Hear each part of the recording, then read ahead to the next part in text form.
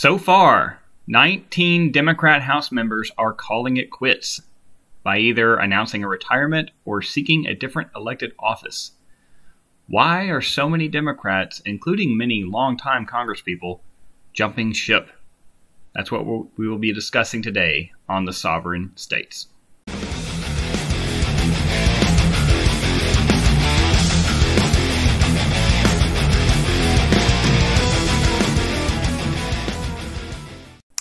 Welcome to the Sovereign States. My name is Brian.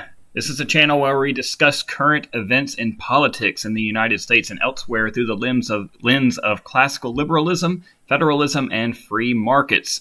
Today we're going to be talking about all the Democrats that are calling it quits. Why are they calling it quits? What could it be? What could be causing it?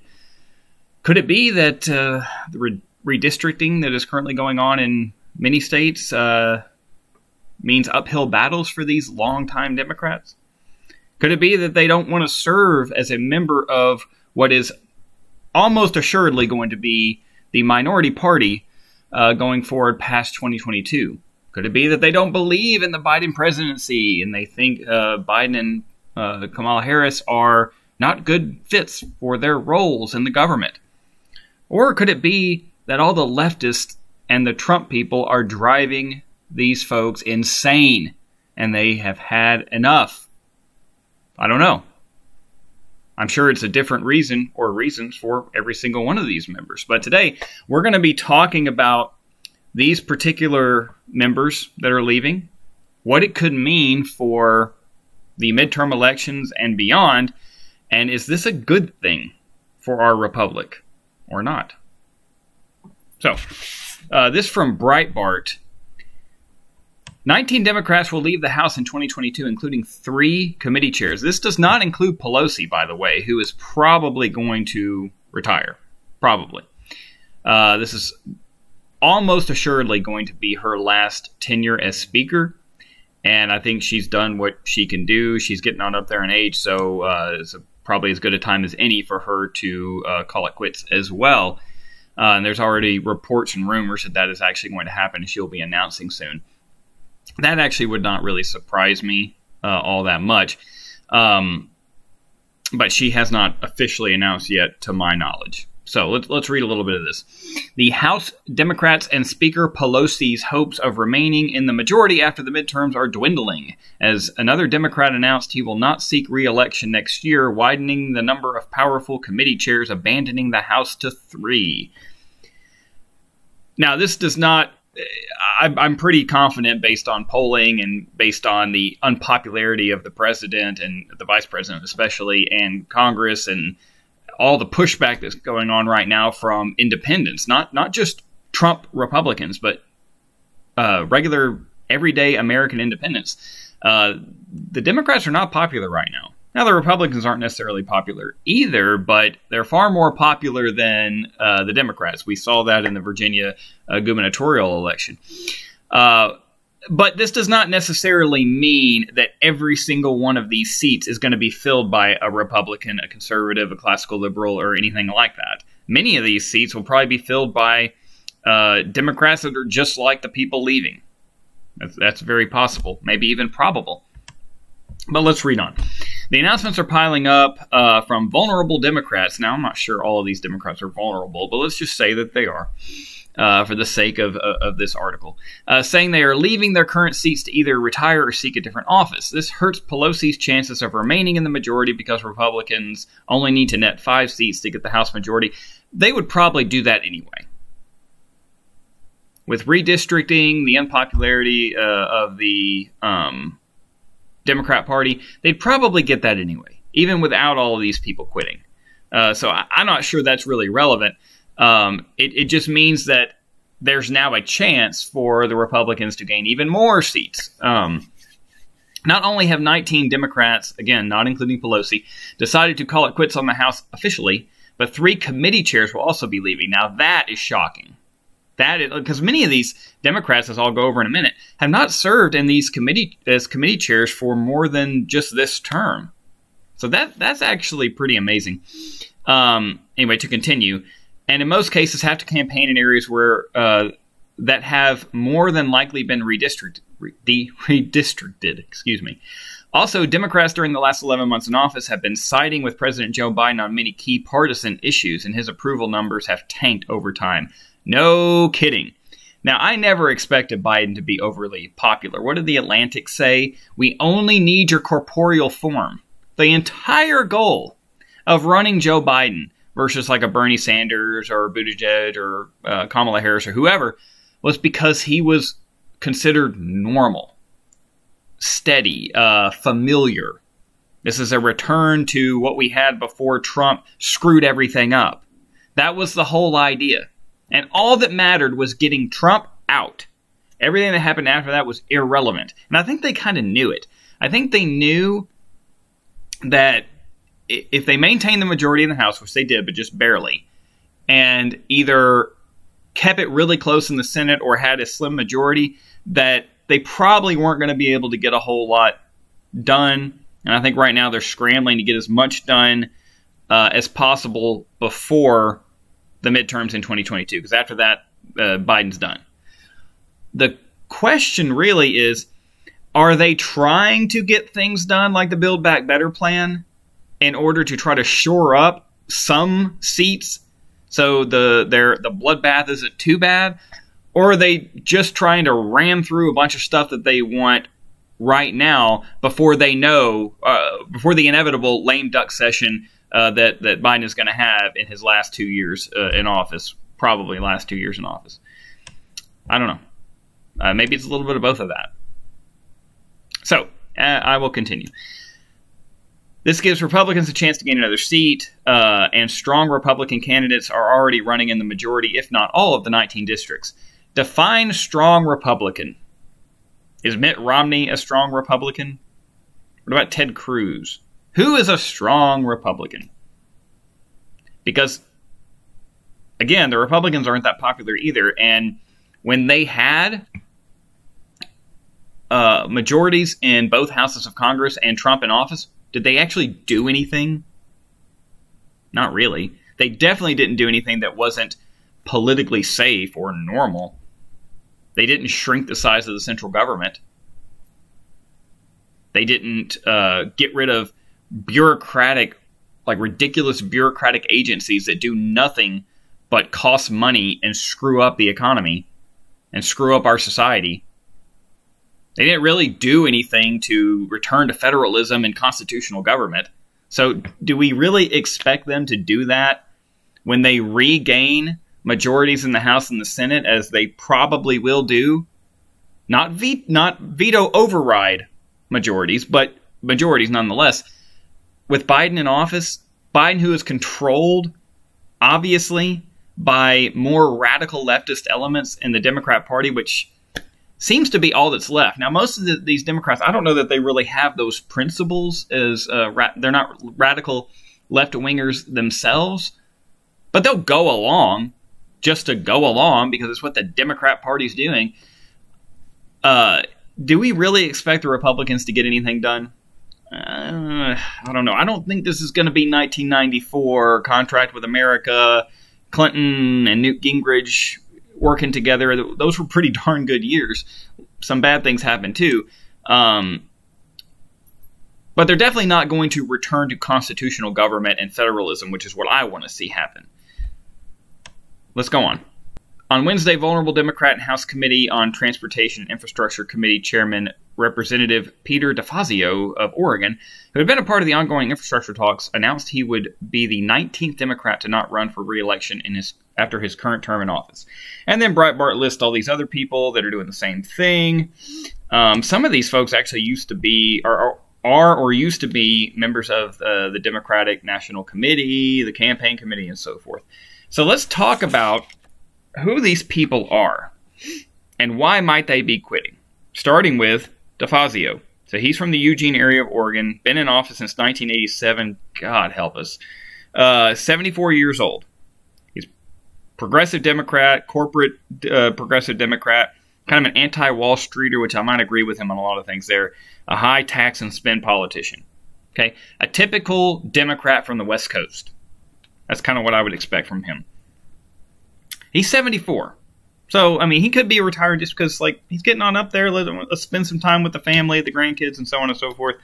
You know, I've done my bit for king and country. So maybe that's it.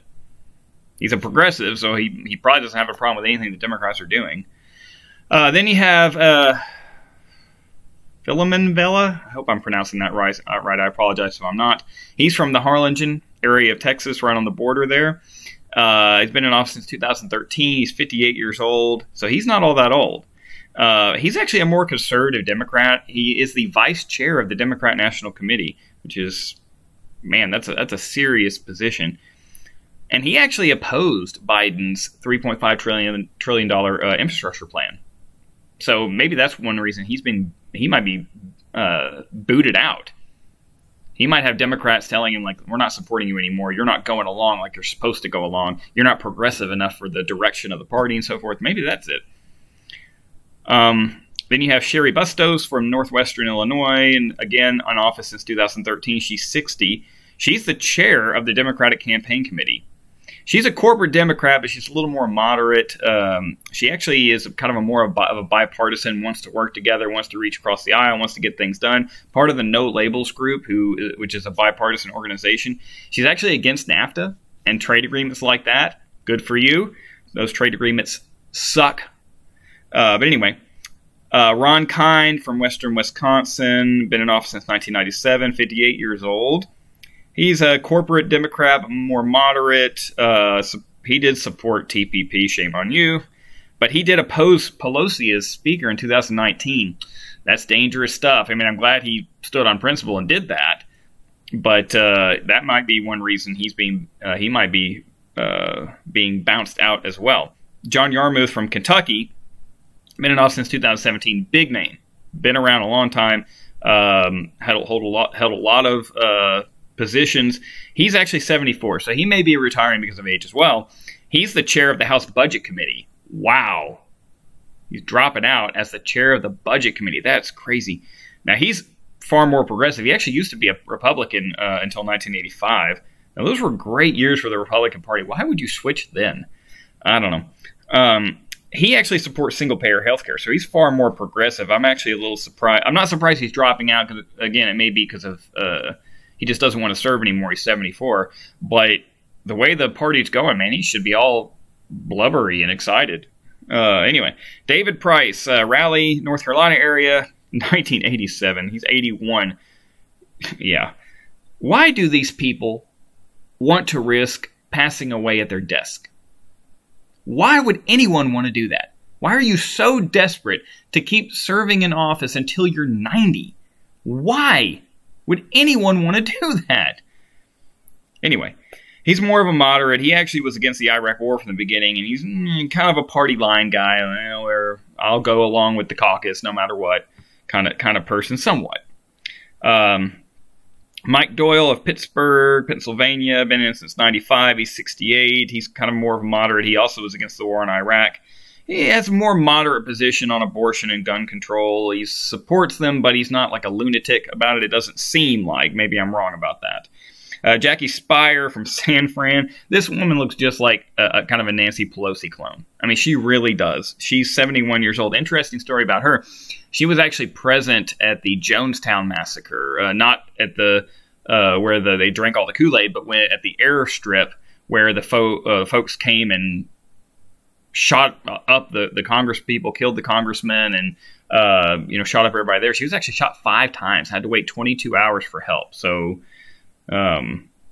tough lady.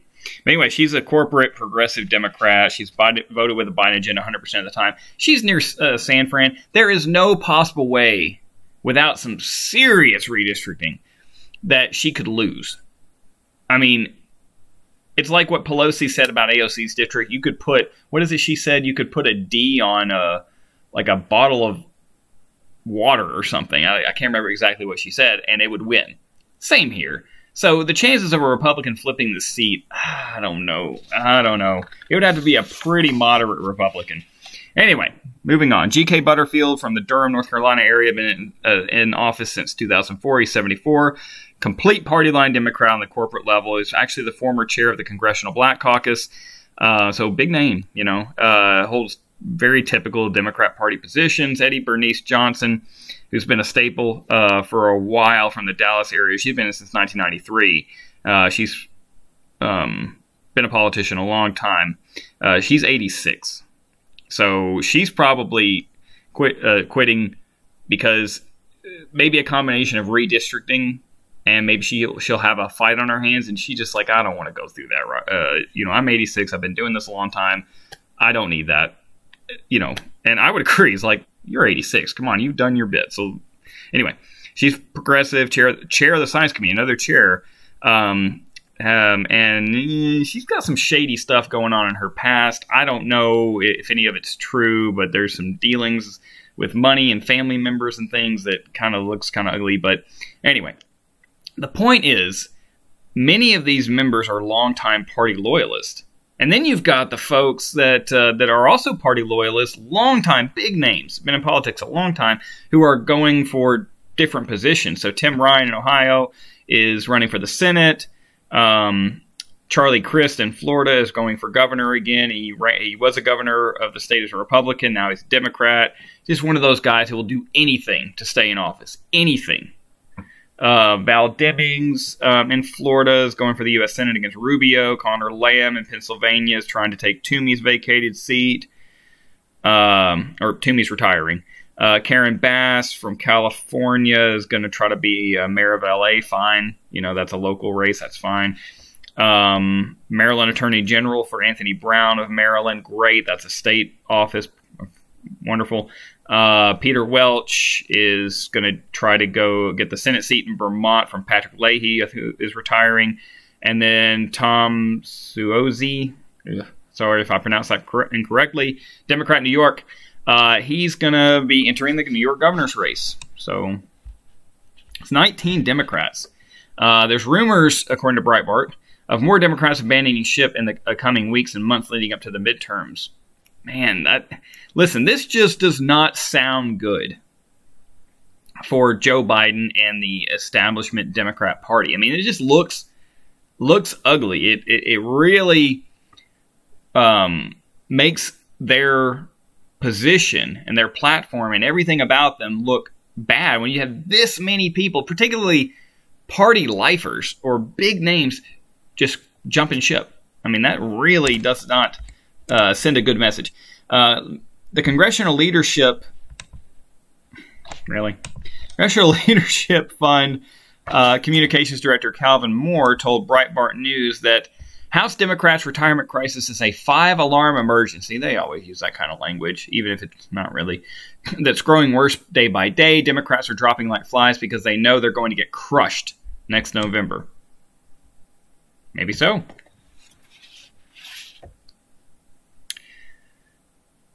Wow. It's pretty interesting stuff. So, fundamentally, I don't necessarily agree that this is a 5-alarm. I mean, the emergency. Chances are they're going to get blown out in the midterms. I think that's a likelihood in this case. But is that really why they're quitting? Maybe. But I think several of these people are just retiring due to age. They just don't want to do this anymore. They don't want to work anymore. And good for them. I welcome that because I don't think anybody should be serving in Congress for 30 freaking years. That is ridiculous. Nobody should be serving in government for that long in any capacity. I support term limits. I don't like people being shuffled around from Congress and the Senate. Then they run for president, they lose, and they get a bureaucratic position. I don't like that. I want people to have private sector experience, real life, like the rest of us have to live, because maybe that'll give them some perspective and some understanding of what real life is like. So I actually support that. But anyway, some of these others maybe, they don't want to face an uphill battle with redistricting or just the current state of the Democrat Party.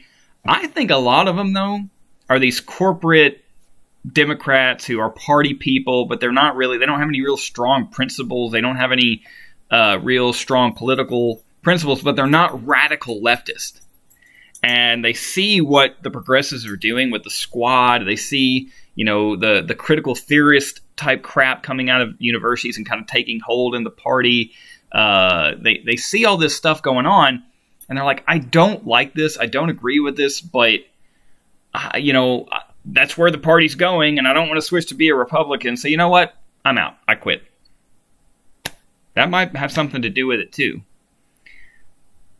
Fundamentally, though, listen, this may not actually end up being a good thing at all.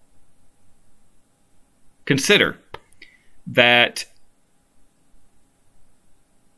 these Democrats, who most of them are not these radical, crazy left-wingers, they retire or quit or move on to a different office. Who's going to fill that role? Because a Democrat is going to run in those elections. What if it's another crazy squad member type? What if it's a full-blown Marxist? Particularly running in these districts where a Democrat couldn't lose except by some miracle. Is that better than these slightly moderate Democrats? Is that better? Because some of these Democrats, the crazier you get, the less they're just going to go along. We see that with Sinema and Manchin right now, but, and I think we've seen it in the House too, but not enough to stop anything, but for crying out loud. You get too crazy, they're going to start jumping ship. It doesn't mean they're going to stop or become Republicans. They're just going to vote no. And I wish they would. But what if the people who would actually be willing to vote no all quit and they're replaced by AOCs? What if they're replaced by radical Marxist types? Is that better than what we have now? I don't know. This may not be a good thing, and this doesn't mean that these districts are automatically going to be won by Republicans. But fundamentally, that also doesn't matter. I hate political parties. I hate them. I am using the word hate here to describe how I feel about political parties. Everywhere. Every political party, everywhere, for all time. I hate all of them. Because what happens is these people get into office, their loyalty becomes loyalty to the party, not to their constituents. They serve the party and the party's interest, not their constituents. A politician, an elected official, should have one role and one role only: to serve the interest and to represent the interests of their constituents, what their constituents want. They should be beholden to no one else for any reason whatsoever.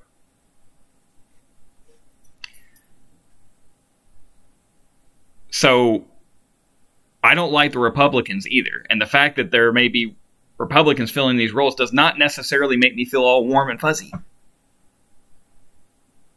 Because what if they're just as bad? What if they're beholden to the party establishment, which exists to keep things going as they have been, and to keep the game going, which this is all a game to these people. It's a game for them to get power, feel good about themselves, and get rich, basically. Not necessarily in that order, and not necessarily for each one of them. But it's a game. Well, there's no guarantee that the game's going to stop or not get worse just because these Democrats are quitting. So, Anyway, given the state of the Democrats, my hope is that reasonable, classically liberal Republicans take all of those seats, and many more besides. Because there are no classically liberal Democrats left at the moment, at least not that I know of. Maybe there's some out there, but they probably wouldn't get elected. I don't think we can count on this from the Republicans because they're just awful. For the most part, anyway. We need more Rand Pauls. I like Rand Paul. We need more Thomas Massey's. I like him. But fundamentally, we need fewer bombastic blowhards like Marjorie Taylor Greene. People that are just there to rile things up, to get sound bites, to get invited on Fox News, and just to bloviate a bunch of nonsense. I can't take these people seriously because all they do is yell and scream and stamp their feet and propose ridiculous legislation that has no hope of passing, and they know it. They're just wasting everybody's time. What I want to see are people with real principles, and I don't care what letters next to your name. I wish there were no letters at all. I want people with real principles grounded in liberalism and federalism, whose sole goal in elected office is to reduce the size and scope of the central government and return us to constitutional government. That's it.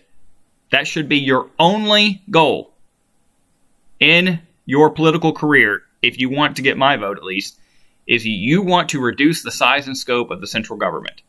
Get them out of our lives as much as humanly possible and return most political issues to the state, preferably the local level. That's it. If you are one of those people, I will vote for you. If it's an election in my area, I will vote for you. I will support you. Okay? If you are not one of those people, I don't care if you're a Republican, I'm going to have a hard time supporting you. Now, where are all these people? They're out there, I'm sure, I hope. But I don't want these... If you supported Trump, but you also are classically liberally minded and you are a federalist and so forth, then fine. But a lot of these MAGA folks are not necessarily that. They're just loud and obnoxious. And they just say stupid stuff all the time. I'm talking about the politicians, not regular, everyday Trump supporters. Give me solid principles grounded in classical liberalism, grounded in federalism, grounded in free markets, and actually know how to explain your position so that everyone can understand, particularly independents who would probably support it if you could explain it properly. Give me one of those people. You'll have my vote. Well, that's it for today. I'm interested in hearing your thoughts on this. Is this a good thing? Is it a bad thing? Leave some comments down below. Again, if you like what you have seen here today, check out some of my other videos, and subscribe. Hit that red subscribe button. Leave some comments. I'd love to hear from you. I'd love to start a dialogue. But until next time, this is The Sovereign States. My name is Brian. Have a good weekend.